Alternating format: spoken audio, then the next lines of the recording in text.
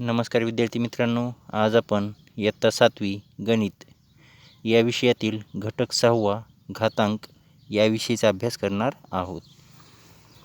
तर पहा विद्यार्थी मित्रांनो, एकच संख्या अनेक वेळा बेरजेच्या रूपात लिहिली तर तीच बेरीज आपल्याला थोडक्यात गुणाकाराच्या रूपात मांडता येते. एक उदाहरण आपण पाहूया.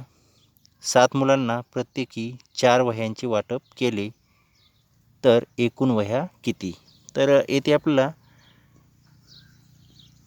4ची 7 वेळेस बेरीज करावी लागेल. म्हणजेच 4 अधिक 4 अधिक 4 अधिक 4 अधिक 4 अधिक 4 अधिक 4. तर इथे आपल्याला 4ची 7 वेळेस बेरीज करायची आहे. तर हीच बेरीज आपल्याला थोडक्यात 4 गुणिले 7 अशी लिहिता येईल. आणि म्हणून हा 4ची 7 वेळेस बेरीज करायची आहे, म्हणजे 4ला 7ने गुणायचं आहे. तर हा गुणाकार आपण करून घेऊया. 7 चोक 28 आणि म्हणून इथे एकूण 28 वह्या आपल्याला मिळतील. अशाच प्रकारे एकच संख्या अनेक वेळा गुणाकाराच्या रूपात लिहिली तर तिची मांडणी थोडक्यात कशी करतात त्याविषयीचा अभ्यासात आपण करूया.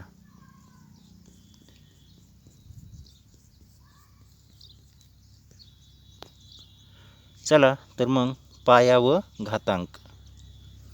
2 ही संख्या अनेक वेळा घेऊन केलेल्या गुणाकाराची मांडणी थोडक्यात कशी करतात ते पाहू. तर पहा येथे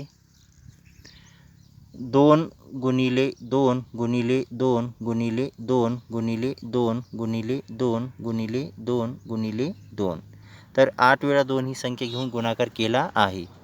ही मांडणी थोडक्यात 2च्या डोक्यावर उजव्या बाजूला 8 लिहिले आहेत.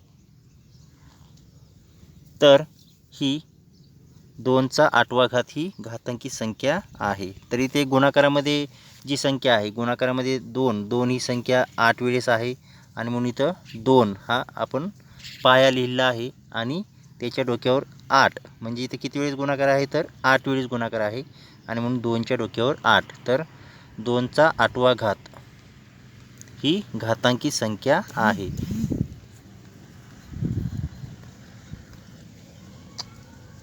तर त्याकडे तुम्ही नीट लक्ष असू द्या.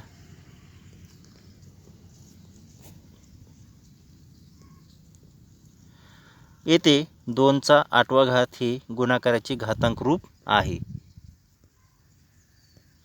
तर 2चा 8वा घात हे गुणाकाराचे घातांक रूप आहे. तर 2 गुणिले 2 गुणिले 2 गुणिले 2 इथे 8 वेळेस गुणाकाराच्या रूपात जी मांडणी केली आहे हे गुणाकार रूप आहे. तर 2चा 8वा घात हे त्याचे घातांक रूप आहे. तर 2चा 8वा घात यालाच 2 गुणिले 2 गुणिले 2 गुणिले 2 गुणिले 2 गुणिले 2 गुणिले 2 गुणिले 2. तर हे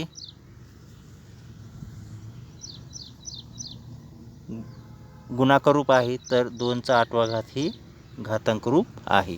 तुम्हाला परीक्षेमध्ये प्रश्न विचारला जाईल, घातांकित रूप दिलं असेल तर गुणाकार रूप लिहा किंवा गुणाकार रूपावरून घातांकित रूप लिहा, असा प्रश्न या ठिकाणी विचारला जाईल. तर ते तुम्हाला लिहिता आलं पाहिजे. गुणाकार रूपावरून घातांक रूप आणि घातांक रूपावरून गुणाकार रूप तुम्हाला सहजपणे लिहिता येईल.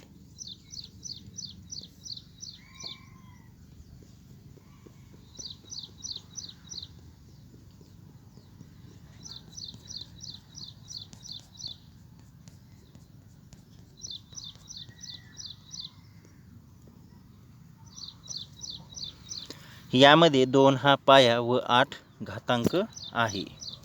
तर ही जी घातांकी संख्या आहे 2चा 8वा घात, यामध्ये 2चा 8वा घात यामध्ये 2 हा पाया आहे. तर 8 हा घातांक आहे. तर त्याकडे तुम्ही लक्ष असू द्या. तुम्हाला पाया व घातांक ओळखता आला पाहिजे. तर गुणाकार रूपामध्ये जी संख्या असेल ती पाया घेतो आपण आणि तिचा किती वेळेस गुणाकार आहे ती म्हणजे त्या संख्येचा घातांक होय. तर तुम्हाला परीक्षेमध्ये प्रश्न विचारला जाईल, घातांकी संख्या दिली असेल तर त्या घातांकी संख्येतील पाया व घातांक लिहा असा प्रश्न विचारला जाईल. तर तो तुम्हाला पाया व घातांक लिहिता आला पाहिजे. तर याकडे तुम्ही नीट लक्ष द्या.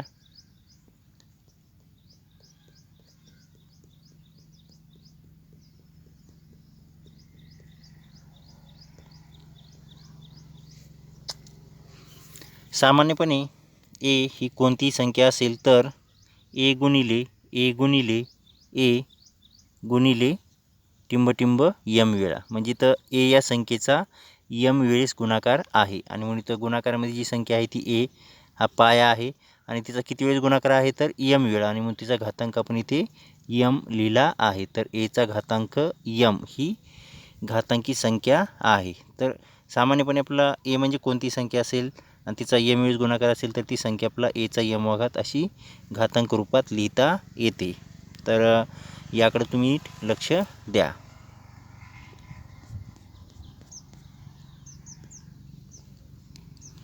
येते एचा घातांक यम चे वाचन. तर याचं वाचन कसं करायचं, घातांकी संख्येचं वाचन कसं करायचं, तर हे एच्या डोक्यावर यम लिहिलं आहे तर ही घातांकी संख्या आहे. हिचं वाचन आपला एचा घातांक यम किंवा एचा यम वा घात असे करतात. तर इथं पाया जो आहे तो पाया अगोदर वाचा, पाया ए आहे म्हणून ए चा घातांक, तर घातांक किती आहे तर यम आणि मग त्याचं वाचन एचा घातांक यम किंवा एचा यम वा घात असं सोप्या पद्धतीने केलं जातं. तर त्याकडे तुम्ही नीट लक्ष असू द्या. कोणती घातांकी संख्या असेल तर तिचं वाचन आपलं सहजपणे करता आलं पाहिजे. आपण 1-2 उदाहरणं घेऊया. जसे 6चा घातांक 5, तर याचं वाचन आपलं कसं करता येईल तर 6चा घातांक 5 किंवा 6चा 5वा घात. तर या पद्धतीने आपलं त्याचं वाचन करता येईल. तर त्याकडे तुम्ही नीट लक्ष असू द्या.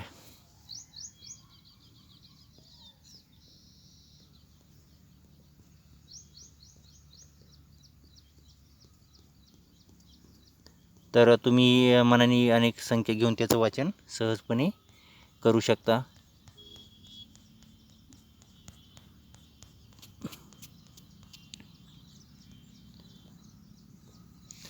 चला पुढे वर्ग व घन. तर पहा, कोणत्याही संख्येचा दुसरा घात म्हणजे त्या संख्येचा वर्ग होय. म्हणजे कोणत्याही संख्येचा घातांक जर 2 असेल तर त्याचं वाचन आपलं वर्ग असं करायचं आहे. एक उदाहरण आपण घेऊया. 10चा घातांक 2. तर इथं 10चा घातांक 2 आहे तर याचं वाचन आपलं 10चा वर्ग.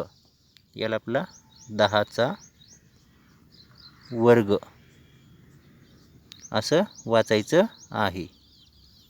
तर हा जो थोडासा बदल आहे तो तुम्हाला लक्षात ठेवायचा आहे. 10चा दुसरा घात म्हणजेच 10चा वर्ग असं त्याला आपलं वाचन करायचं आहे. आणखीन एक आपण उदाहरण घेऊया. 15चा घातांक 2 तर किंवा 15चा दुसरा घात, तर यालाच आपला 15चा वर्ग असं वाचन करायचं आहे. तर हा बदल जो आहे तो तुम्हाला थोडा लक्षात ठेवायचा आहे. आणि कोणत्याही संख्येचा घातांक जर 2 असेल तर त्याला वर्ग वाचायचं आहे.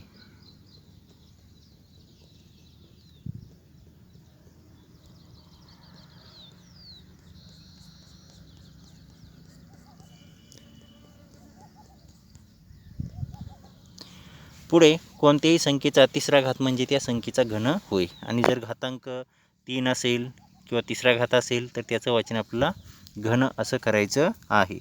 उदाहरणार्थ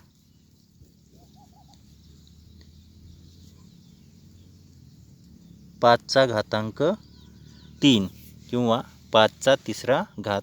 तर यालाच आपल्याला 5चा घन असं वाचन करायचं आहे. 5चा घन असं याचं वाचन करायचं आहे. किंवा आणखीन एक आपण उदाहरण घेऊया. ऋण 2/3 चा घातांक 3. तर याचंच वाचन आपल्याला ऋण 2/3 चा घन असं याला आपलं वाचता येईल. तर हा जो बदल आहे तो तुम्हाला थोडक्यात लक्षात ठेवायचा आहे. बाकीच्या सर्व घातांकी संख्येचं वाचन आपल्या नेहमीच्या पद्धतीनेच करायचं आहे. फक्त घातांक 2 असेल तर वर्ग वाचा आणि घातांक 3 असेल तर त्याला घन वाचा. तर घनसंख्या व वर्गसंख्या यांच्या वाचनाचा सराव तुम्ही करा.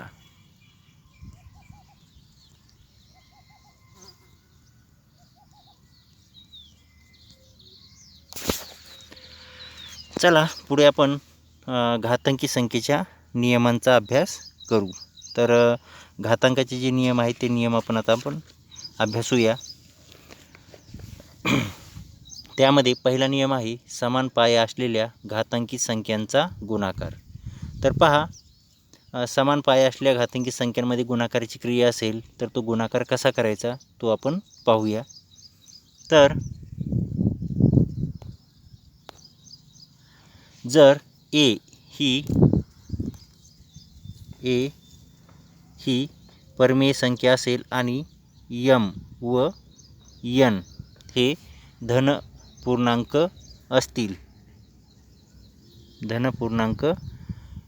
असतील तर a चा m वा घात गुणिले a चा n वा घात बरोबर a चा घातांक m अधिक n. म्हणजे आपल्या इथे समान पाया असलेल्या घातांकी संख्यांमध्ये गुणाकाराची क्रिया असेल तर आपला त्यांच्या घातांकाची बेरीज करायची आहे. तर यावर आधारित आपण एक उदाहरण पाहूया. जसं 5चा वर्ग गुणिले 5चा चौथा घात. तर इथे 5चा वर्ग ही घातांकी संख्या आहे आणि 5चा चौथा घात ही देखील घातांकी संख्या आहे. आणि या दोन्ही घातांकी संख्येचा जो पाया आहे इथे पाया 5 आहे आणि घातांक 2 आहे. तर दुसऱ्या संख्येमध्ये पाया 5 व घातांक 4 आहे. म्हणजे ते पाया समान आहे. तर या घातांकी संख्येचा गुणाकार करताना पाया जो समान पाया आहे तो एकदाच लिहा 5 आणि घातांकाची बेरीज करा. तर इथं घातांक जो आहे घातांक 2 अधिक दुसऱ्या संख्येचा घातांक 4 आहे. तर या दोघांची बेरीज करायची आहे. तर 5चा घातांक 2 अधिक 4 यांची बेरीज करा. 2 आणि 4 6 म्हणजे 5चा घातांक 6. तर या पद्धतीने हा जो नियम आहे तो नियम काय सांगतो तर समान पाया असलेल्या घातांकी संख्यांचा गुणाकार असेल तर घातांकाची बेरीज करावी. तर हा नियम तुम्हाला नीट लक्षात ठेवायचा आहे आणि यावर आधारित सराव संचातील उदाहरणे सोडवण्याचा सराव करायचा आहे. आणखीन एक आपण उदाहरण घेऊया. a चा घातांक 16 गुणिले a चा घातांक 7.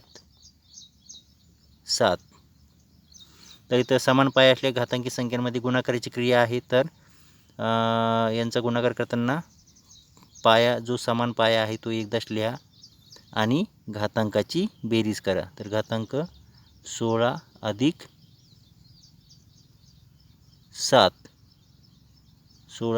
7 यांची बेरीज करून घ्या आणि म्हणून a चा घातांक 16 आणि 7 23 आणि म्हणून a चा घातांक 23 येईल.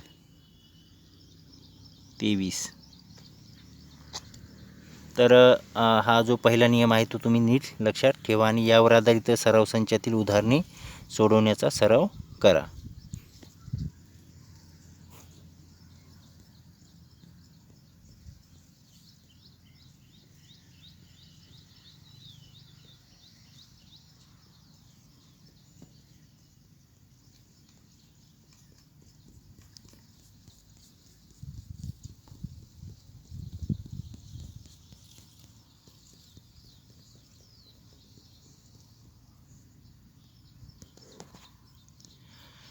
दुसरा नियम आपला अभ्यासायचा आहे, समान पाया असलेल्या घातांकित संख्यांचा भागाकार. तर समान पाया असलेल्या घातांकित संख्यांमध्ये भागाकाराची क्रिया असेल तर त्यांचा भागाकार कसा करायचा त्याविषयीचा नियम आपण अभ्यासूया. तर हा नियम काय सांगतो, तर जर ए ही शून्योत्तर परमेय संख्या असेल, म्हणजे ए ही शून्योत्तर म्हणजे शून्य सोडून इतर कोणती संख्या असेल, तर पहा ए ही कोणती शून्योत्तर परमेय संख्या असेल व यम आणि यन हे धनपूर्णांक असतील, तर एचा घातांक यम भागिले एचा घातांक यन बरोबर एचा घातांक यम वजा यन. म्हणजेच समान पाया असलेल्या घातांकी संख्यांचा भागाकार असेल तर त्यांच्या घातांकाची वजाबाकी करावी, म्हणजे त्यांच्या घातांकाची आपल्याला वजाबाकी करायची आहे. तर याच्यामध्ये आपला 2 नियम लक्षात घ्यायचे आहेत. तर इथे यम मोठा असेल यनपेक्षा, म्हणजेच यम मोठा आहे म्हणजे इथं भाज्य, एचा यम वा घात ही भाज्य संख्या आहे, तर एचा यन वा घात ही भाजक संख्या आहे. तर इथे भाज्याचा घातांक हा भाजकाच्या घातांकापेक्षा मोठा आहे, तेव्हा आपला या पद्धतीने वजाबाकी करायची आहे. म्हणजे पाया एकदाच लिहा आणि त्यांच्या मोठ्या घातांकामधून लहान घातांक वजा करायचा, म्हणजे यममधून यन वजा करायचा आहे. तर हा नियम जो आहे तो तुम्हाला नीट लक्षात ठेवायचा आहे. तर यम मोठा आहे यनपेक्षा, म्हणजे भाज्याचा घातांक हा भाजकाच्या घातांकापेक्षा मोठा आहे, तेव्हा आपला पाया एकदाच लिहायचा आहे आणि यममधून यन वजा करायचे आहे. तर हा जो नियम आहे तो तुम्हाला नीट लक्षात ठेवायचा आहे. याच्यामध्ये दुसरा नियम काय सांगतो, तर पहा त्याकडे तुम्ही नीट लक्ष द्या. ए ही शून्योत्तर परमेय संख्या, यम व यन हे धन पूर्णांक आणि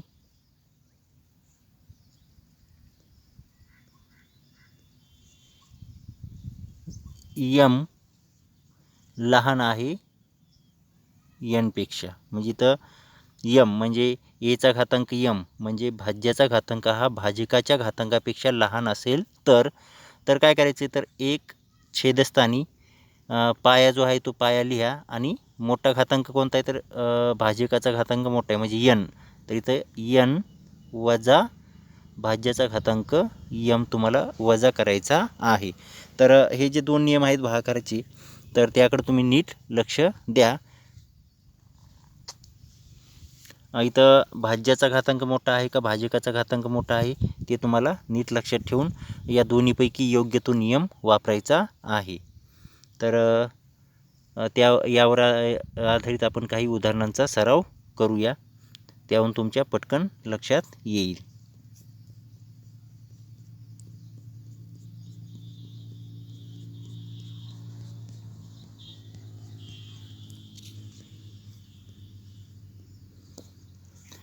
चला तर मग काही आपण उदाहरणं अभ्यासूया. यावर आधारित तुम्हाला सराव संच जो आहे त्यामध्ये सोपे रूप द्या किंवा किंमत काढा अशा प्रकारचा प्रश्न या ठिकाणी विचारलेले आहेत. तर आपण 1-2 उदाहरणांचा अभ्यास करूया. त्यामध्ये एचा घातांक 6 भागिले एचा घातांक 4, तर इथं समान पाया असलेल्या घातांकी संख्यांमध्ये भागाकार आहे आणि म्हणून आपला नियम काय सांगतो, इथं एचा घातांक 6 भागिले एचा घातांक 4, म्हणजे इथं एचा घातांक 6 ही भाज्य संख्या आहे, तर एचा घातांक 4 ही भाजक संख्या आहे. म्हणजे इथं भाज्याचा घातांक हा भाजकाच्या घातांकापेक्षा मोठा आहे आणि म्हणून आपला नियम काय सांगतो, तर भाज्याचा घातांक जर मोठा असेल तर पाया एकदाच लिहा ए आणि मोठ्या घातांकामधून लहान घातांक वजा करा, म्हणजे 6 वजा 4 आणि म्हणून ही वजाबाकी करून घ्या आणि म्हणून एचा घातांक 2 म्हणजेच एचा वर्ग येईल. तर आपलं उत्तर येईल एचा वर्ग. दुसरे एक आपण उदाहरण पाहूया. पीचा घन भागिले पीचा 13वा घात. तर इथे पहा आता पीचा घन ही भाज्य संख्या आहे आणि पीचा 13वा घात ही भाजक संख्या आहे. तर हाच भागाकार आपला पीचा घन छेदस्थानी पीचा 13वा घात अशी लिहिता येईल. आणि म्हणून इथे भाज्याच्या घातांकापेक्षा भाजकाचा घातांक मोठा आहे. तर आपला दुसरा जो नियम आहे तो नियम या ठिकाणी वापरावा लागेल. तर इथं 1 छेदस्थानी पाया पी आणि मोठ्या घातांकामधून लहान घातांक वजा करायचा आहे, म्हणजेच 13 वजा 3. आणि म्हणून आता ही वजाबाकी करून घ्या. तर 1 छेदस्थानी पीचा घातांक 13 वजा 3, तर वजाबाकी करून घ्या. 13मधून 3 गेले 10 आणि म्हणून पीचा घातांक 10. तर या पद्धतीने आपला यावर आधारित उदाहरणांचा सराव करायचा आहे. सराव संचामधील उदाहरणं तुम्ही सोडवा आणि इतर अन्य काही उदाहरणांचा तुम्ही सराव करा.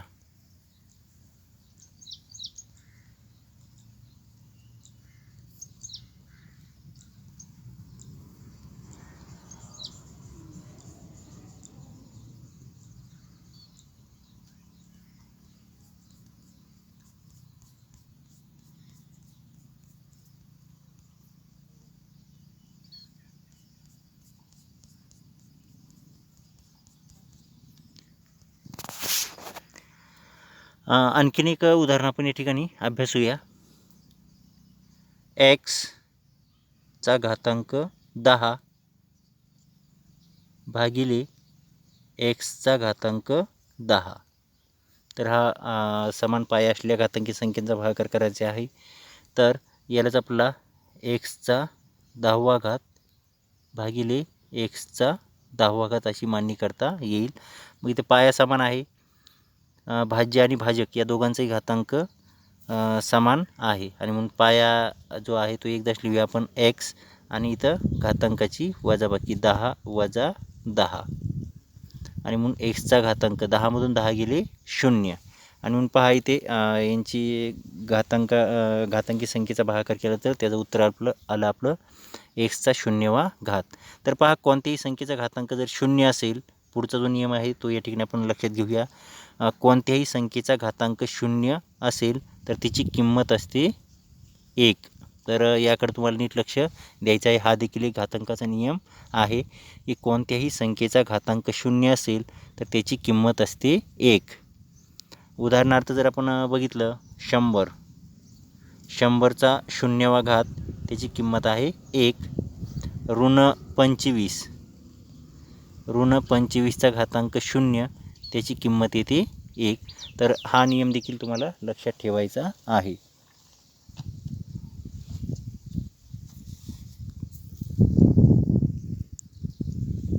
तर समान पाया असलेल्या घातांकी संख्येच्या भागाकाराचा नियम तुम्हाला लक्षात ठेवायचा आहे आणि त्यावर आधारित सराव संचातील उदाहरणं तुम्ही सोडवा.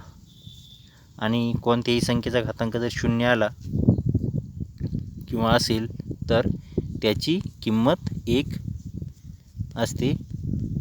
हा तिसरा नियम तुम्हाला लक्षात ठेवायचा आहे. चला पुढे आपण पाहूया 2 संख्यांच्या गुणाकाराचा व भागाकाराचा घात. तर पुढचे घातांकाचे नियम जे आहेत ते आपण अभ्यासूया. तर 2 संख्येच्या गुणाकाराचा घात हा नियम आपण सर्वप्रथम अभ्यासूया. तर पहा, जर a व b म्हणजे a व b या शून्योत्तर परमेय संख्या असतील आणि m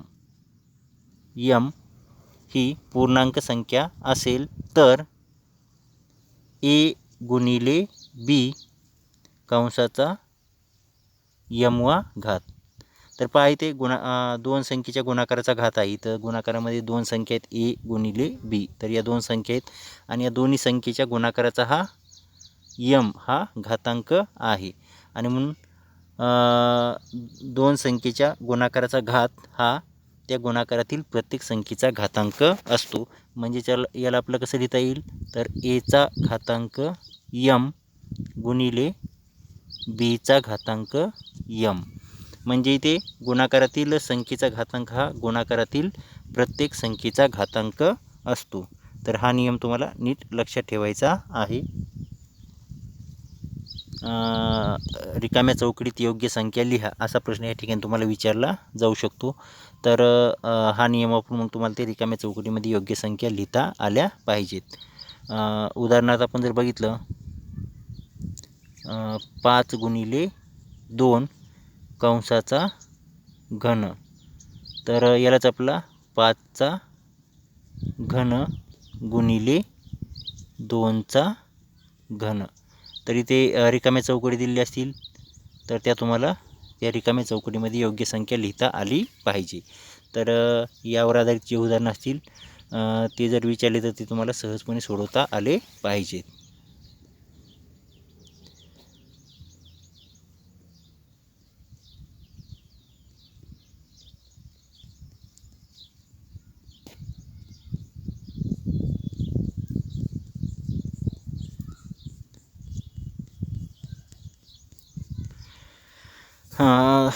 दुसरं जे आहे दोन संख्येच्या भागाकाराचा घात असेल तर तो घात भागाकारातील प्रत्येक संख्येचा घातांक असतो. तर पुन्हा जर ए आणि बी, ए व बी या शून्योत्तर परमेय संख्या असतील आणि यम ही पूर्णांक संख्या असेल तर ए छेद बी किंवा ए भागिले बीचा घातांक यम. तर पहा इथं ए भागिले बी चा घातांक यम आहे. तर यम हा एचा पण घातांक आहे आणि बीचा पण घातांक आहे. म्हणजे त्याला आपल्याला एचा घातांक यम भागिले बीचा घातांक यम असं लिहिता येते. तर हा जो नियम आहे तो पण तुम्हाला लक्षात नीट घ्यायचा आहे. भागाकारातील संख्येचा घातांक हा भागाकारातील प्रत्येक संख्येचा घातांक असतो. तर यावर आधारित देखील जे उदाहरण आहेत ते तुम्हाला सोडवता आले पाहिजेत. रिकाम्या चौकटीत योग्य संख्या लिहा असा प्रश्न जर विचारला तर तुम्हाला तो हा नियम वापरून लिहिता आला पाहिजे.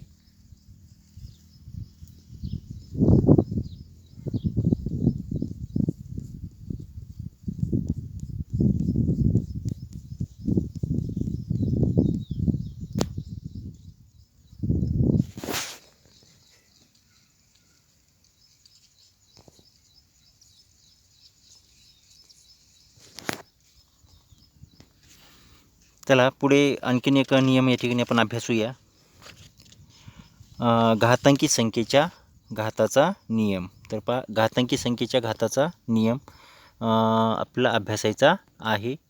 तर तो नियम आपण आता अभ्यासूया. घातांकित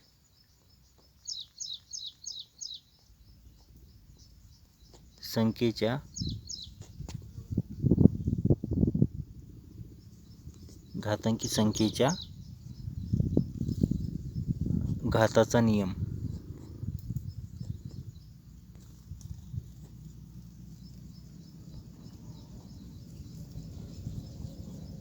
घातांकी संख्येच्या घाताचा नियम.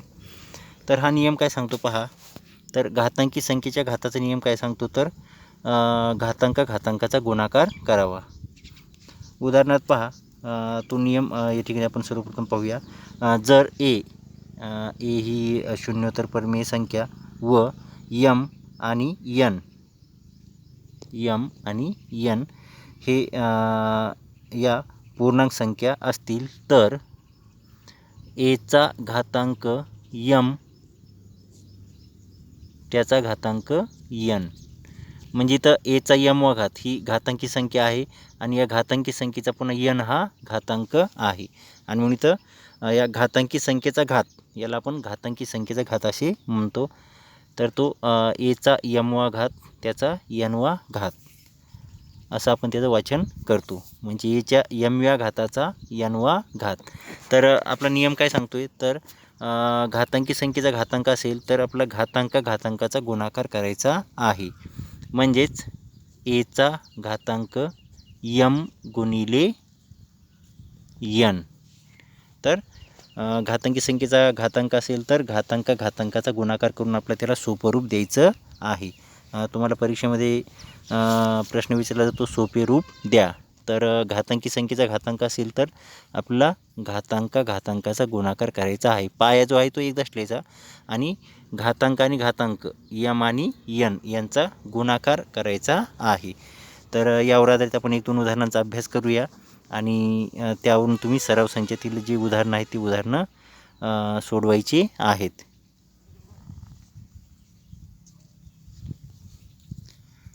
चला तर मग आपण 1-2 उदाहरणांचा सराव करूया. त्याहून तुम्हाला इतर उदाहरणं सहजपणे सोडवता येतील.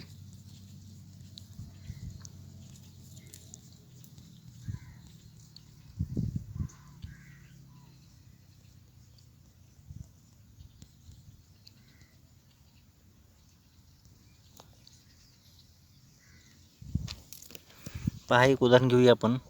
15/12.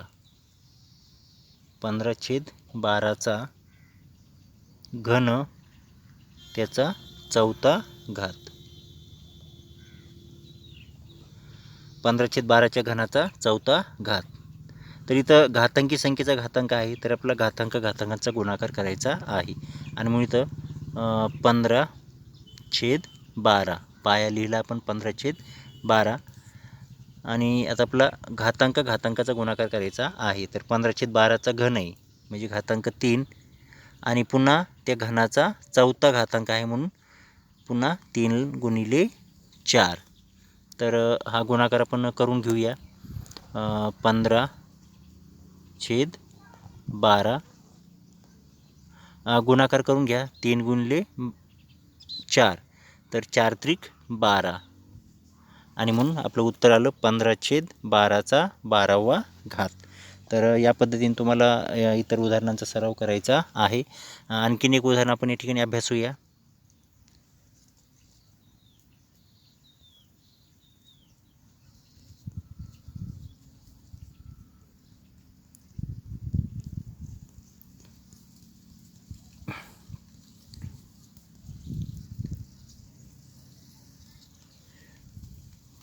आणखीन एक उदाहरण या ठिकाणी आपण घेऊया.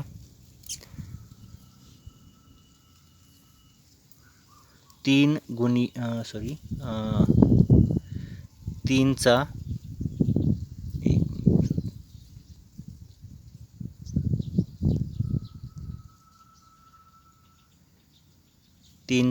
चौथा घात त्याचा ऋण दुसरा घात.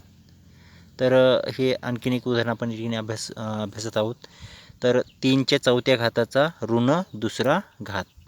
तर पुन्हा इथे घातांकी संख्येचा घातांक आहे तर आपला घातांकी संख्येच्या घाताचा जो नियम आहे तो या ठिकाणी वापरायचा आहे. तर तो नियम काय सांगतो तर घातांकाचा गुणाकार करावा. आणि म्हणून तर पाया आहे 3 आणि घातांक 4 आणि त्याचा घातांक ऋण 2 आणि म्हणून तर 4 गुणिले ऋण 2. गुणाकार करून घेऊया आपण. पाया 3ला 3 आणि 4 गुणिले ऋण 2. तर पूर्णांक संख्येच्या गुणाकाराचे जे नियम आहेत ते या ठिकाणी आपल्या लक्षात घ्यायचे आहेत.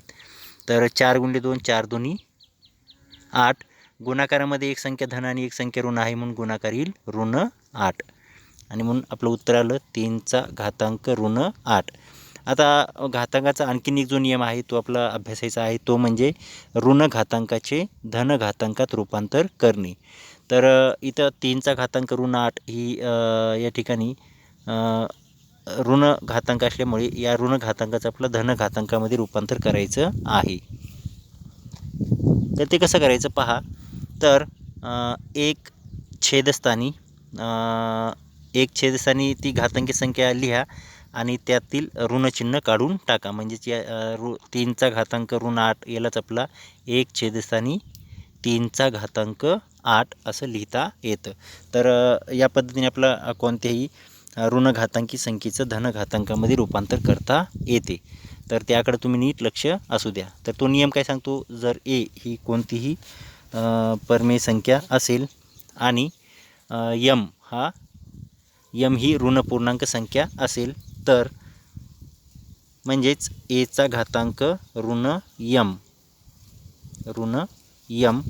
असेल तर त्याचं धन घातांकामध्ये रूपांतर करताना आपला एक छेदस्थानी ती जी घातांकी संख्या आहे एचा ऋण यम घात, तर ती संख्या लिहा, परंतु ती संख्या लिहिताना ऋणचिन्ह काढून टाका, म्हणजेच एचा घातांक यम. तर या पद्धतीने आपल्याला कोणत्याही ऋण घातांकाचं धन घातांकामध्ये रूपांतर करता येते. तर हा पण नियम तुम्हाला लक्षात ठेवायचा आहे. तर घातांकी संख्येचा घातांक, त्यामध्ये एक घातांक ऋण असेल आणि त्यांचा गुणाकार केल्यानंतर आलेली घातांकी संख्या ऋण घातांकी संख्या असेल, तर त्या ऋण घातांकी संख्येचं आपलं धन घातांकामध्ये रूपांतर करताना एक छेदस्थानी ती घातांकी संख्या जशी आहे तशीच लिहा, फक्त ऋणचिन्ह काढून टाका. अंश आणि छेद रूपातील संख्येचा घातांक जर ऋण असेल तर त्याचं धन घातांकामध्ये रूपांतर कसं करायचं त्याविषयीचा आपण अभ्यास करूया. पहा, तर ए छेद बी कंसाचा ऋण यम वा घात. तर पहा इथे अंश आणि छेद रूपातील संख्येचा घातांक ऋण आहे, तर या ऋण घातांकाचं धन घातांकामध्ये रूपांतर करताना सोप्या पद्धतीने अंश आणि छेदाची अदलाबदल करायची आहे. म्हणजे ए हा अंशस्थानी आहे तो छेदस्थानी लिहायचा आणि बी छेदस्थानी येतो अंशस्थानी लिहायचा, म्हणजे त्यांची अदलाबदल करून त्या ऋण घातांकी संख्येचं धन घातांकित संख्येमध्ये रूपांतर होते. तर यालाच आपला बी छेद ए चा घातांक यम, तर या पद्धतीने आपलं त्याचं ऋण घातांकित संख्येचं धन घातांकित संख्येमध्ये रूपांतर करता येते. तर अशा पद्धतीने आपण घातांकित संख्या, तिचं वाचन, त्यामध्ये पाया व घातांक याविषयीचा अभ्यास केलेला आहे. आणि घातांकाचे जे नियम आहेत ते तुम्हाला नीटपणे लक्षात ठेवायचे आहेत आणि त्यावर आधारित उदाहरणांचा सराव करायचा आहे.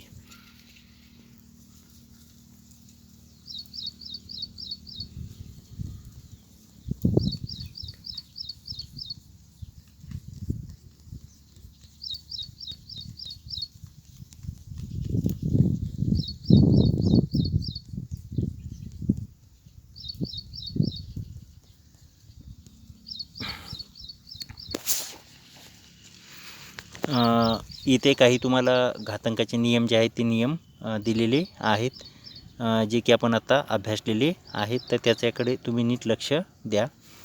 तर लक्षात ठेवायचे तुम्हाला, जर ए आणि बी या शून्योत्तर परमेय संख्या यम यन हे पूर्णांक असतील, तर पहिला नियम काय सांगतो, तर एचा घातांक यम गुणिले एचा घातांक यन, म्हणजे ते समान पाया असलेल्या घातांकी संख्यांचा गुणाकार आहे, तर त्यांच्या घातांकाची बेरीज करावी, म्हणजे एचा घातांक यम अधिक यन. समान पाया असलेल्या घातांकी संख्यांमध्ये भागाकार असेल तर त्यांच्या घातांकाची वजाबाकी करावी. कोणत्याही संख्येचा घातांक जर 1 असेल तर त्याची किंमत तीच संख्या असते. उदाहरणार्थ 5. आता इथं 5चा घातांक काही नाही म्हणजे 1 आहे, आणि म्हणून इथं 5चा घातांक 1 म्हणजे त्याची किंमत 5च असते. तर त्याकडे तुम्हाला नीट लक्ष द्यायचं आहे.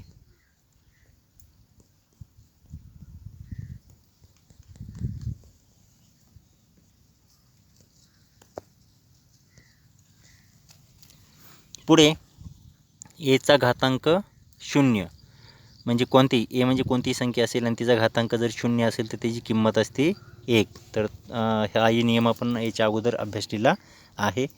तर एचा 0वा घात त्याची किंमत आहे 1.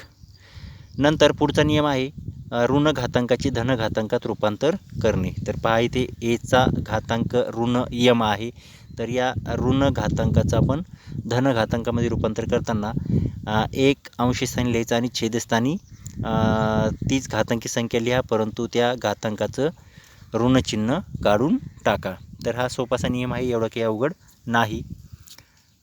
पुढे 2 संख्यांच्या गुणाकाराचा घात असेल म्हणजे ए गुणिले बी म्हणजे ए बीचा यमवा घात, म्हणजे ए बी म्हणजेच ए गुणिले बीचा यमवा घात आहे. तर त्याचाच अर्थ होतो की एचा यमवा घात गुणिले बीचा यमवा घात, म्हणजे दोन संख्येच्या गुणाकाराचा घातांक हा गुणाकारातील प्रत्येक संख्येचा घातांक असतो. तर हाही नियम तुम्हाला नीट लक्षात ठेवायचा आहे. पुढे ए छेद बीचा यमवा घात. तर भागाकारातील दोन संख्येचा घातांक हा त्या भागाकारातील प्रत्येक संख्येचा घातांक असतो. म्हणजे तर ए भागिले यम कंसाचा यमवा घात आहे. तर यम हा एचा पण घातांक आहे आणि यम हा बीचा पण घातांक आहे. म्हणजेच ए छेद बीचा यमवा घात त्यालाच आपल्याला एचा यमवा घात छेदस्थानी बीचा यमवा घात असा तो लिहिता येतो. पुढचा आहे एच्या यमव्या घाताचा यनवा घात.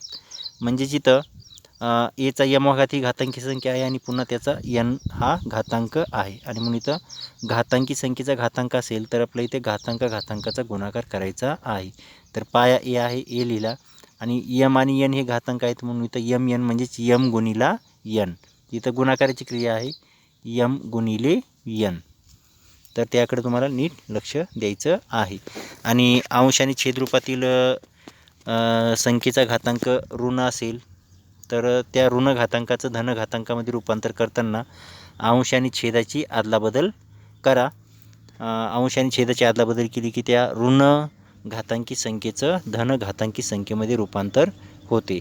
तर अशा पद्धतीने आज आपण घातांक या घटकाचा अभ्यास केला आहे. यावर आधारित जो सराव संचेतील उदाहरणं आहेत ते तुम्ही सोडवायचे आहेत. Thank you for watching this video.